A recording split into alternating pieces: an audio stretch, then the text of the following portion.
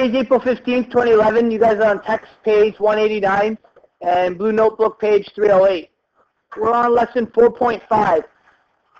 We are going to be looking at how to graph factored form. So if you guys remember, we did our lessons in a different order. Chapter 5, we learned how to go from standard form to factored form. This is our factored form. There's a value of A value of R, and a value of S.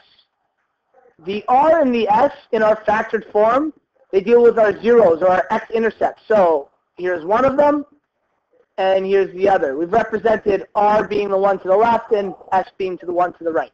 Either way, it doesn't matter, practically. Okay? We just follow the numbers.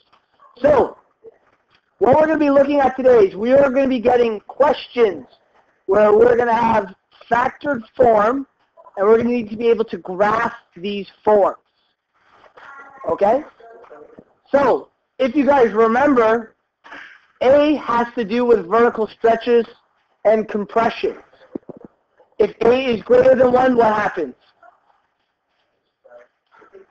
It's stretched. And if A is between 0 and 1, compressed. What if A is less than 1, or less than 0? Yes, it's facing downwards. So right now we have a positive A from what I've drawn. We know it's going upwards. Also, our R and our S are the X-intercepts.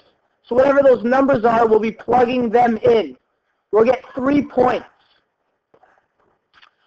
Once we have our X-intercepts, we will add them together. So whatever the value of R is and the value of S, you'll see here we add them together and divide. Does anyone know what that's going to give us? That will give us our axis of symmetry.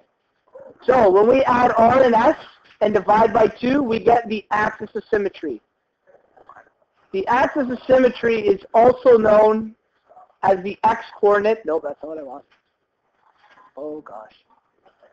Let's undo something. There you go. The axis of symmetry is also known as the x-coordinate for the vertex. And once we have our x value for our vertex, we take that number and we plug it in for this x and this x in our factored form, and that will give us our y of the vertex, which will be our final answer. So that's a lot of theory there, and we're going to take this into practice now, but that's the idea of what we're about to do today. Okay, so example number 1. They've given us, describe the graph of the quadratic relation that looks like this. Y is equal to the number 2. X plus 1, X minus 7. Okay? Excuse me. So, because we have to find this as a graph, we're going to compare this to our model we had above. We had Y is equal to, then we have minus and X minus. R, S, and A. Okay? What is our A value in the quadratic relation they've given us? 2. So what does that mean? The parabola is going to be what? Stretched by a factor of 2. A parabola will be stretched by a factor of 2. We know that now. So it'll be thinner. We also know, and if you look at this, this says positive 1. Okay? And we have negative R. So we know our R value is 1. Well, how come this became a positive? Because it's actually negative 1. Okay? This is actually negative 1. And if you guys remember when we were doing our factoring and we had to find our values of X and Y, we technically would set these brackets equal to 0 to find out what they were. So I'll do that as a little side note on the side in blue here. So if you remember, we would take our brackets, go X plus 1 equals 0, and X minus 7 equals 0. Well, when I move the 1 over, X equals negative 1, and X equals positive 7. So our actual values are backwards from what we look at in the graph. Sorry, in our equation. Our S's value is actually positive 7. We're just looking for the number in here because the negative is the same as down here. While in this one, our R, because our signs have switched, that means it's not just positive, sorry, it's -1. Okay?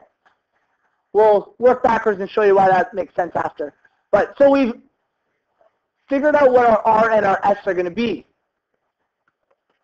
Okay, so like we said, we have our R and our S value. Those are the first 2 points we're going to put on this. And what I did over here is I took a bracket, set it equal to 0. So I took this X plus 1, put it over here, set it equal to 0. When I move the 1 to the other side, what does it become? -1. So one of my X-intercepts is -1. Opposite of what it looked like in that bracket there. So I'm going to put down one of my, sorry, I put down the R as -1. There is one of the X-intercepts. Let's take a look at the next one. Our R. I took this bracket here, X minus 7, and I set it equal to 0. When I bring the -7 to the other side, it becomes +7. So that is our other X-intercept. Our S is +7. So I have 2 X-intercepts now, okay? Looking at this, my A is positive, so I know the parabola is going to be opening which way? Upwards. I do know it's going to open upwards. So I'm going to have something that looks going to go through these X coordinates. Goes like that. It's going to be something like that. But with the information I have, I can actually figure out where my vertex is going to be. So that's the next step of what we're going to do. We're going to find out where the vertex is.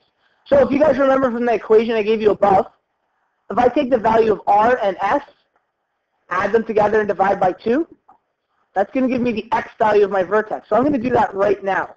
Okay? So I take, sorry, let's do that. R value is what? -1. So I take -1 plus, and what number am I adding? +7. Okay? So plus +7. And we'll put them in brackets just so you understand what I'm talking about here. And I have to divide it by 2. This is to find the X value of the vertex. Okay, guys? So X value of my vertex. We'll call it my vertex X. What is this going to become? -1 plus 7 is 6 divided by 2, 3. There we go. So we know our vertex, the X value, is 3. Still got to find out what our Y value is. So what that means is my X value and my axis of symmetry, because it's the same thing, it's going to be on 3. This is where our axis of symmetry is. We know that's going to be the middle of the parabola. It's also the same as the X value of our vertex. Now finally, we have to find the Y value. A quick and easy way to do that is I take my original equation they've given us. This will not highlight, will it? No. Oopsie. Anyways, take that original equation, and I'm going to plug in this 3, which is the X value of my vertex. I'm going to plug that in for both of the X's in that equation. So let's rewrite the equation down here. Y is equal to 2, X plus 1, X minus 7. Let's move this down here, actually, so we have room. Let's do it down here instead. Y equals 2, X plus 1, X minus 7. Now remember we said our vertex value, do it in red, our vertex X value was 3, and we're trying to find our Y. So we're going to plug 3 in for both of these X's. So my very next line, Y is equal to 2, 3 plus 1, 3 minus 7. Parallel bed mass, because what I'm going to get in the end is a value for Y. So once again, Y is equal to 2 times 4 times what? -4. You'll notice the trick when you do this, when you plug in the X value of the vertex, you're going to have a positive and negative value of the same absolute amount. So we have a positive and negative value of 4. What that means is that's directly in between those 2 coordinates. You always get a positive and negative value of the same number. Okay? That's one way you can make sure that you have the correct vertex. So, Y equals 2 times 4 times -4. Well, that's -16 times 2 is negative negative 32. So, whoa, that's supposed to be a 3. Okay. I know my vertex is on 3, and apparently it's at negative 32, so we're going to estimate it's about there. So I now have my 3 coordinates. This is going to be difficult. Kindergarten.